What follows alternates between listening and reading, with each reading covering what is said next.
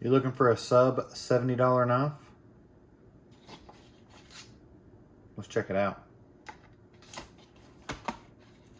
Welcome back to Loadout Lounge. My name is Seth Nichols, and today we're looking at a fixed blade that I've had probably 15 years. This knife and I have gone way back. It was probably one of the first fixed blade knives that I ever had. I don't even remember, it's been so long, if I bought it or if it was bought for me and given to me as a gift or something. So.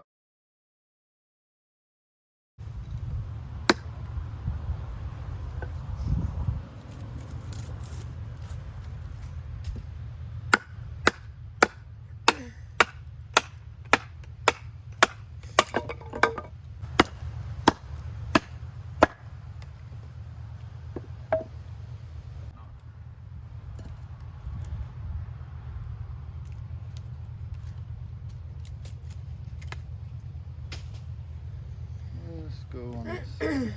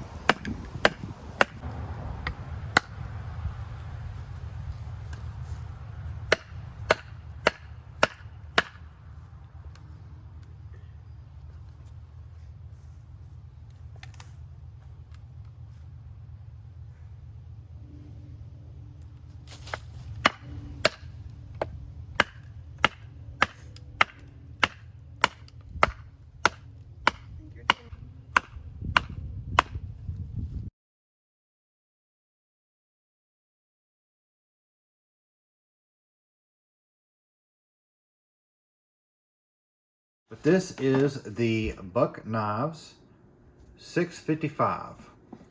In some versions it's called, I've seen it called the Nighthawk, if you want to call it that, or the Buck Short Nighthawk 655. But it is a really great knife. I will say there are some quirks about it that I'm not necessarily liking for as far as like camp style knife. It's more of a tactical knife. The way the grooving is on the spine, it's ground down a little bit. It makes it a little bit more difficult to baton with. I broke a lot of my baton sticks because they were hitting this spine over time, and it was just basically chopping them like a sharp blade edge would. So, but the overall length of this blade is 10.6 inches. It has a weight of 9.5 ounces, so it's kind of a heavier fixed blade. The blade length on it is 4.5, and it's got the serrations on it. So it is good for whittling, carving. If you're needing to notch out a stick or something, those serrations work very well. And it's not very hard to sharpen the serrations. So with the handle, it is a rubberized texture. It's made out of nylon, but it has a rubberized texture on it, so it does feel very comfortable in my hand. You can see that it's got some swelling in the middle of the handle, and it's got some texture to it that really holds well to gloves. I try not to, in the video, in the clips you'll see, I was not wearing gloves, partially, and then sometimes I may have been wearing gloves, but I really want to wear gloves when I'm using knives, but this doesn't hurt. Sometimes when you're batoning with the stick and you're hitting this, the force will go through the knife and you can feel it in your hand. Or if you're chopping with the knife, sometimes it'll start hurting your hand if you're not wearing gloves, if you're doing it for a long period of time. So for a camp knife that's less than 70 bucks, this is not a bad price. And I've had this for a very long time. And the fact that it is still being sold today shows that it's a pretty decent blade. It might not be high quality like some of your SEs or some of your Bradford knives or whatever, Tops knives, but it'll still poke you, it'll still hurt.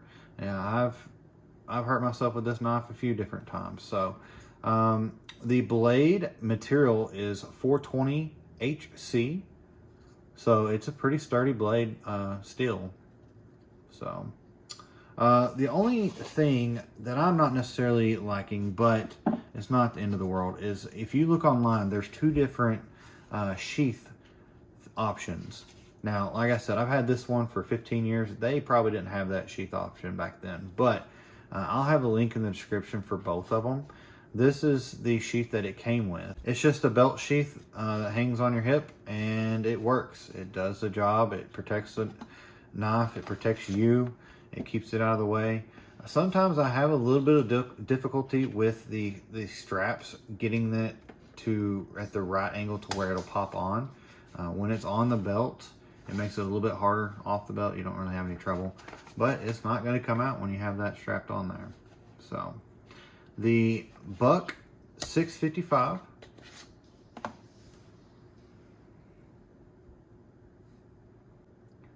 If you're wanting a knife that is not too expensive and you like the Buck brand, or you don't like the Buck brand, it's a good starter knife.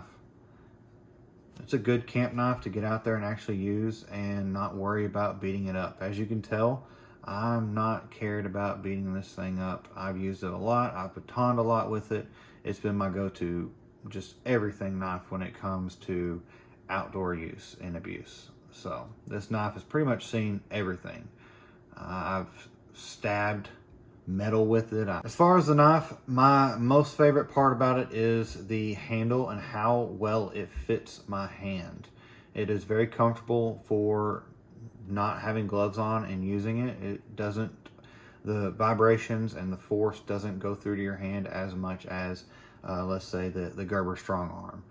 The only negative thing I would say would be how they did the spine, where it's kind of sharper. It doesn't make it a good camp knife. It is more for tactical, but I'm not in the tactical realm anymore as much. I want practical. So that'd be the only thing I think would be the drawback for this knife. But again, I was batoning out here near the tip. It did the job. It was going through, splitting the wood. I was trying to baton through wood that was a little bit too big for any knife. If you're trying to split wood that big, it should be an axe. So, but I wanted to torture test it and see how well it did, and it did really well. It's still really sharp, and it still has a very good tip. So, the Buck 655. It's also made in the USA. So, kudos to them. If you like this type of knife, let me know in the comments below. Make sure you join our Facebook group. It's called EDC Loadout Lounge, and we are posting stuff in there all the time. We're doing pocket dumps, pocket checks. We're saying, hey, show me what you're wearing today, what you're using today. It's a really good and nice community where we're all just like, hey, have you tried this? Hey, would you like to try this? Hey, don't forget this. We really want to help each other out and just kind of point each other in the right direction. I'm a big advocate for not wasting money on dumb things. Although I do have a lot of things, as my wife's sitting here staring at me saying, but I do my research before I buy something. I'm not the type of person that just buys it on a whim. I will sit there and do research, watch other YouTube videos before I buy it. So if that helps y'all, just let me know. Make sure you like and subscribe, and we'll catch y'all on the next one.